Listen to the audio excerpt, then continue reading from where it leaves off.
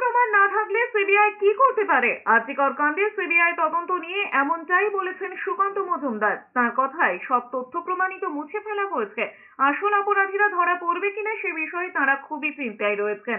তথ্য প্রমাণ না থাকলে সিবিআই কি করতে পারে? কিছু করার নেই। যে এলাকায় ক্রাইম হয়েছে সেখানে যদি 1000 লোকের জুতোর ছাপ মেলে তবে কিভাবে তথ্য প্রমাণ মিলবে?